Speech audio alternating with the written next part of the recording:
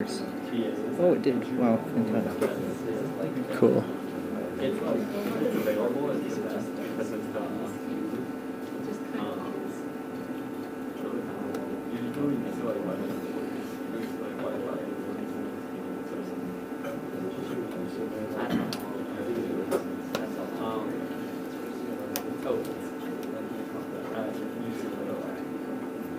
and that's why a lot of people All right, we're gonna go ahead and get started today. Hopefully, all of you guys have signed in for the lecture. There's some fun questions on there today. And yeah, we're gonna talk about PID control for our third lecture. Alrighty. So here's an overview of what we're gonna go over today. We're gonna go over first of all what PID is. I know I'm saying it, but you guys probably don't know. Hey, what's the question? Can you go back to the sign-in? Oh yeah, there's a tiny URL. I know you can't read it.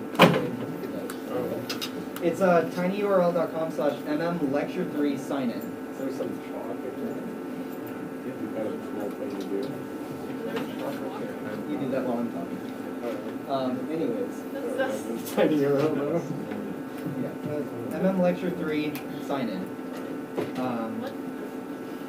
Okay, anyways, back to it. We're going to be learning what PID is. We're going to be learning its parts. We're going to be learning, and how we're going to use it using our distance control and angle control on our rat. And of course, we're going to talk a little bit about actually implementing it on the rat. So here you can go ahead and Dominic here will introduce you to PID. really. Oh, are you?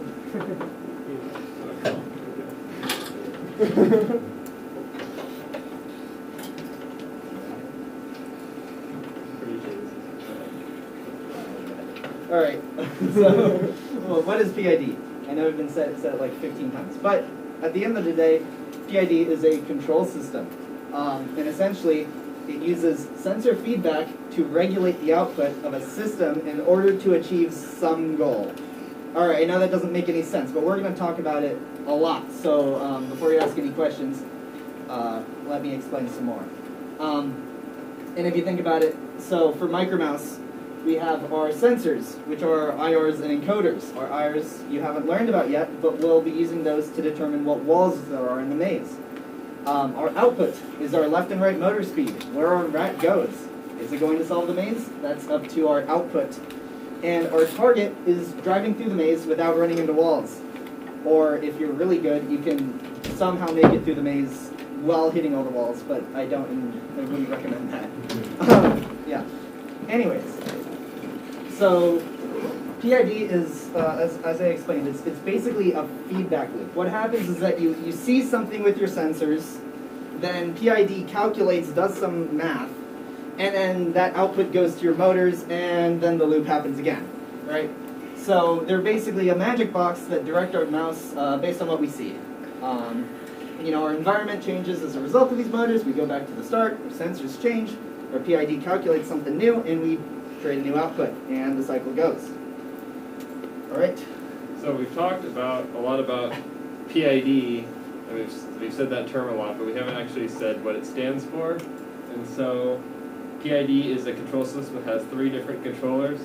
The proportional controller, that's P, the integral controller, that's I, and then the derivative controller, which is D. So that makes PID. And so our goal is to actually change the output so that the error becomes 0 and that error stays 0. So based on, this is kind of what a diagram of what it's going to look like, we're going to use our 3 controllers, our P, I, and D, to change our signal and then take that to output and then hope that we get to our 0 point. So let's actually take a look at what this looks like. So right now, we're just looking at our proportional and our derivative controllers. So the proportional is going to be the driving term, meaning that that's actually what's going to move our object towards the goal. And the derivative is going to act as a damping term. So let's first talk about the system with no damping. It's all based on the proportional control. So that's going to be this blue one on top. notice that we start with an error offset here, and then it goes over, and then it goes and bounces back and forth. So because we don't have any damping, it's just going to keep oscillating like that. So while this is a good start, it does get us from way far off to closer and then bouncing around our goal here. It doesn't get us to the goal, and it doesn't get us there very quickly. So we need a damping constant. So another case is shown here in purple, underdamped. So this one is damped a little bit, but not enough. You'll notice that it actually overshoots and comes back to our goal. And then too much damping, we have sort of the opposite problem. We maybe eventually get to our goal, but it takes way longer than we need, and we need more damping in order for it to actually be done well. So,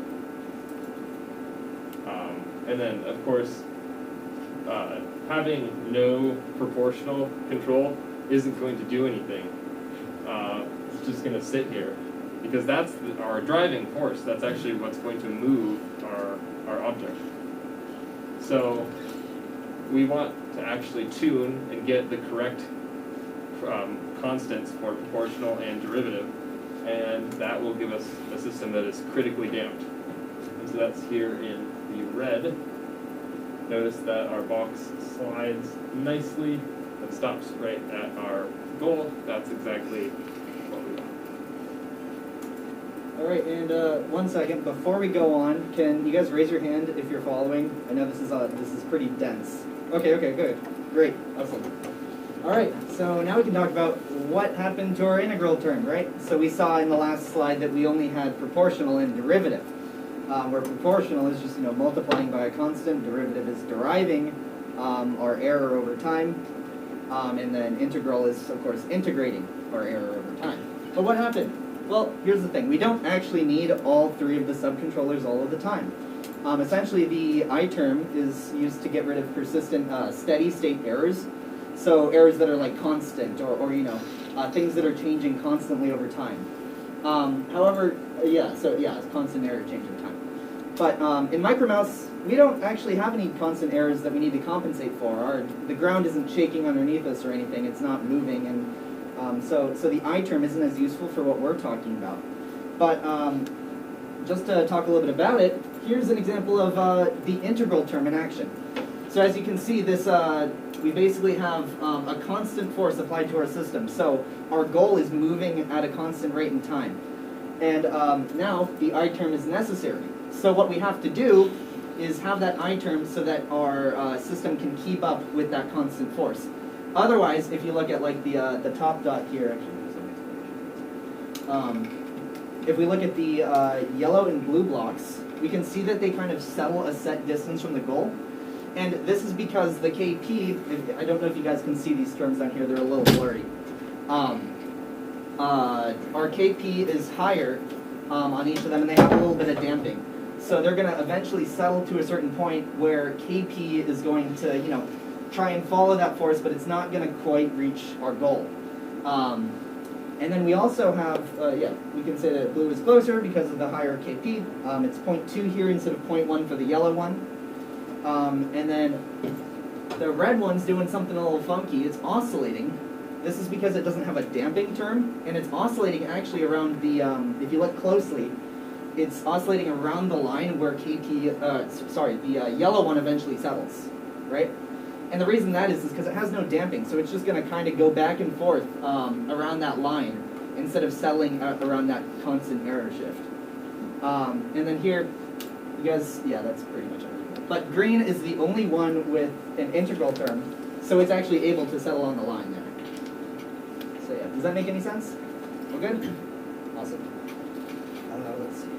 And now we can talk about rotation. So, what we have been showing you is PID sort of trying to go to a certain goal distance. We've seen all these boxes sliding across the screen to a line. And you might be thinking, well, how does that relate to Micromouse? Well, in Micromouse, you are going to travel specific distances, but also, and perhaps more importantly, you're going to want to drive in a straight line, or turn in the maze to specific angles. So we can actually use the same kind of controller, a PD controller, for rotation. So in order to turn precisely. So the way we're going to calculate our error is actually going to be the distance, or the difference between our desired angle and our current angle. So say we wanted to turn 90 degrees, we'll just have and our current angle is 0, just subtract that out and we'll have to turn 90 degrees. So, and on the actual mouse, we don't have angle per se, but we do have is encoders. So when you turn a certain amount, the encoder difference will be a certain amount. So we can actually use a difference in encoder counts to control how far we're going to turn. So by having one output set to our PD controller and one output subtracting for each of our motors, we'll be able to turn the right amount. And so these images are just kind of another graphical way to represent what's going on here. So these are all examples of if your mouse was going to be turning, well, I think it's the red one actually is the best. I don't know if that will but this one is clearly not dampened. So, well, why do we actually need PID? So we don't want to hit walls, and you'll notice that if we were to just drive forward, we wouldn't hit. We wouldn't necessarily go straight because our motors are different, or there could be some irregularities in the maze itself. So we might have some sorts of problems there. But we basically need to put our encoders to use to actually be able to drive straight, make precise turns, and all of that stuff. So we're actually going to have two controllers on our rack. One is going to be our PD distance controller. We want to make sure that our mouse moves exactly the same amount each time and be able to decide how far we want to go and be able to move exactly that distance. And so that solves the issue of we can't just turn our motors on for a certain amount of time, because that might not be the same every time. But it will be the same if we take the feedback from our encoders and use this PID system.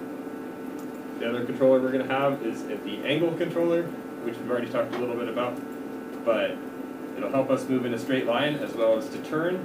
And so even if we turn our motors the same amount, we won't necessarily turn the same amount each time for a similar reason of like we won't necessarily travel the same amount straight each time.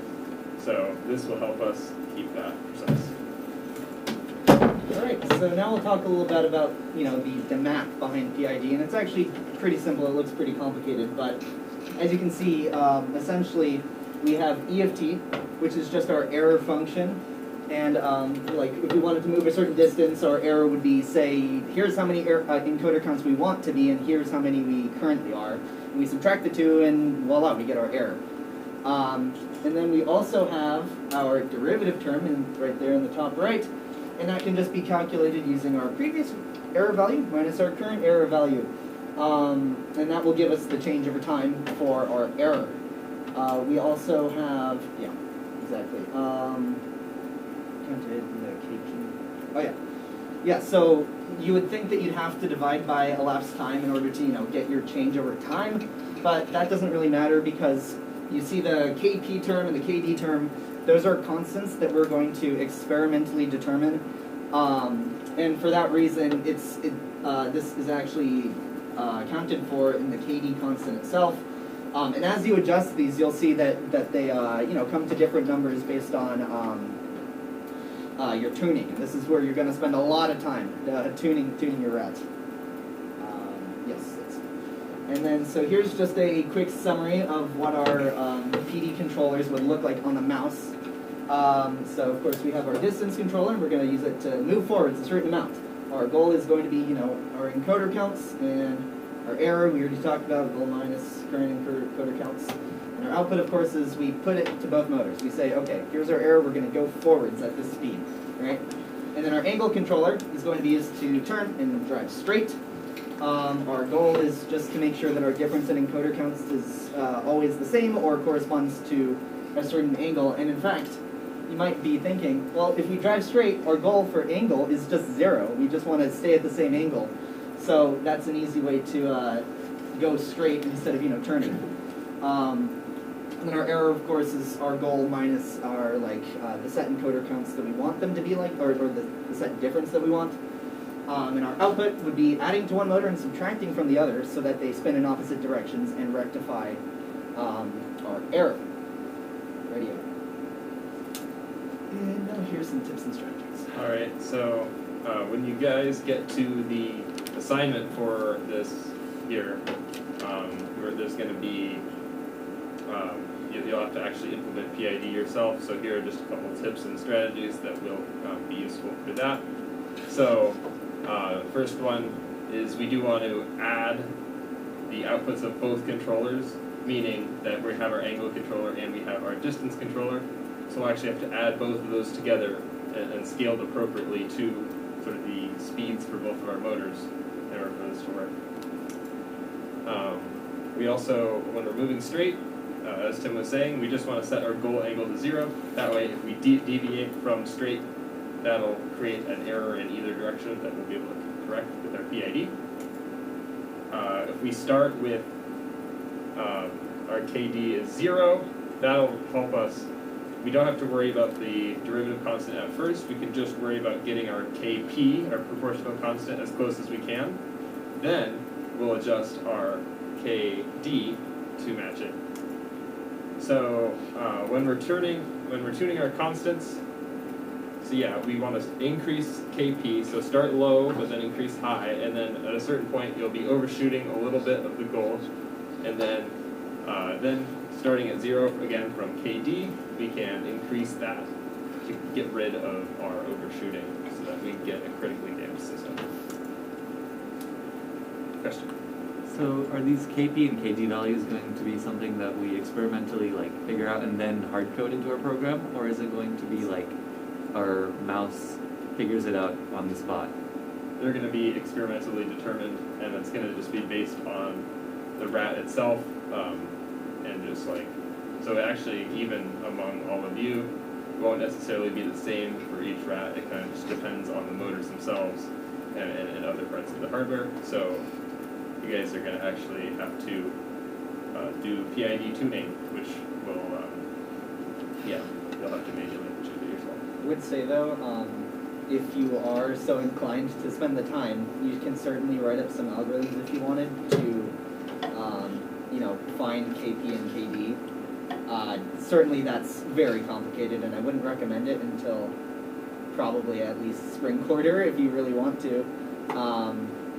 But yeah, for now, it's just hard-coded. All right, and so this brings us to our next point. Your motors will actually might behave differently depending on how charged your batteries are. Because remember that from last lecture, our motors actually just directly use our battery voltage, which might vary a little bit depending on the charge.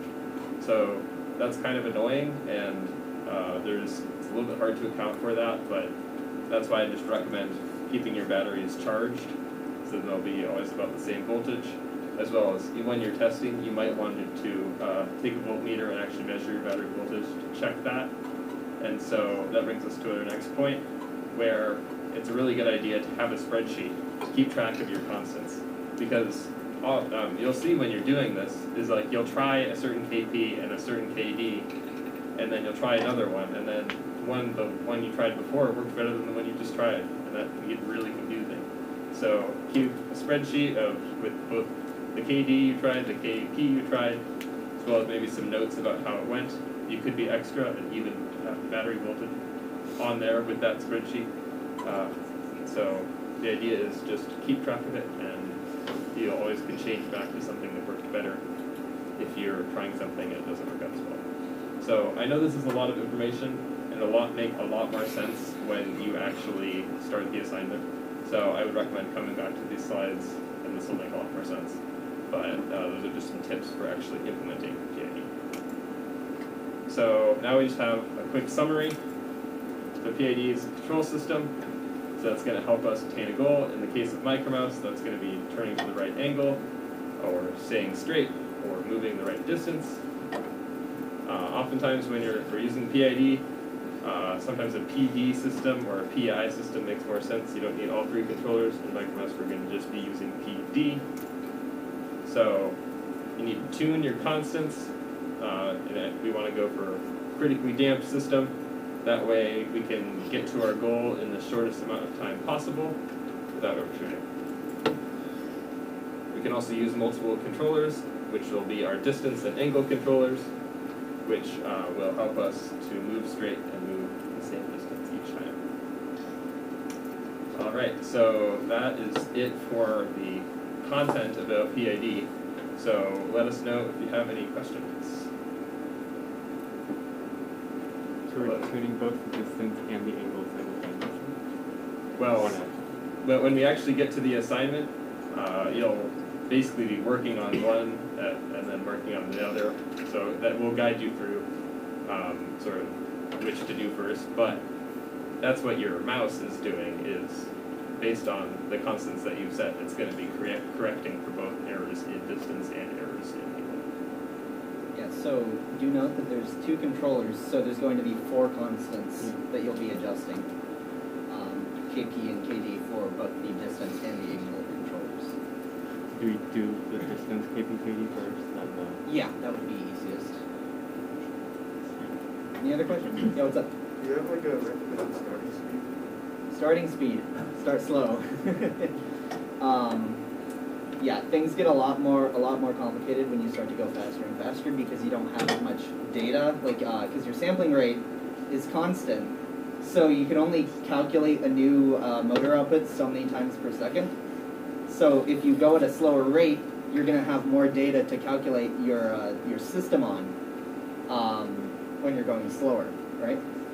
So it's best to start slow. I wouldn't say super slow, but a lot of times you guys might have tried assignment 2.1 already and seen how fast your rat can go.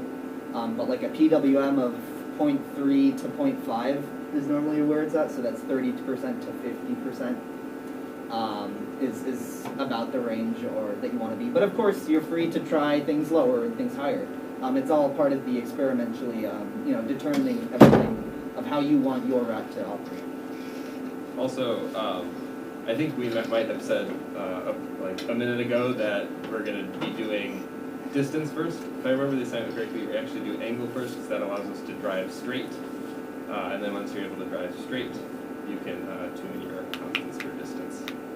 I'm pretty sure that's what it is, but The assignment will have the details. yeah. So. All right. Anyway, yep. Go Oh, ahead. so the performance of the motors would depend upon the voltage of the battery, right? Or basically the charge of the battery. So we'll be calculating KP and KD when the battery is fully charged. So let's say when a rat is operational, the charge may drop. So that will result in a voltage drop as well, which would mean the motors would also perform differently. Yeah. So that's one of the struggles of tuning PID, is that your motor voltage does change a bit. Granted, the change overall is not that substantial, because I don't remember the charge curve for a LiPo battery, but if you talk to me afterwards, there's a good section where it's mostly flat, so using as your battery becomes discharged, it's going to stay about the same level and then it starts to drop off. So yeah, there's going to be a voltage drop, but that's part of the fun in figuring it out. But I would say, like, to keep your idle battery voltage charged, you don't have to charge it every single time you want to use it. But like if you're doing a long tuning session, then it would be a good idea to watch the battery voltage and see if it drops over time. So maybe can't we calculate KP and KD for different voltages and somehow feed it into the system? That let's say when the voltage drops, when it's instead of 6, it's let's say 5.9, then the system can automatically.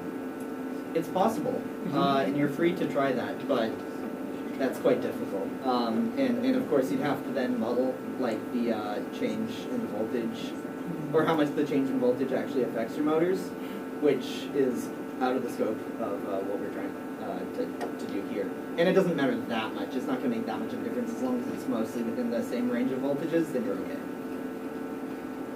Okay. Any other questions? Yeah, what's up? Will a Micromouse running through like an actual maze, will the difference in voltage between like when it starts and I don't know when it's like in the middle, will that be significant? Generally not. Yeah, it'll be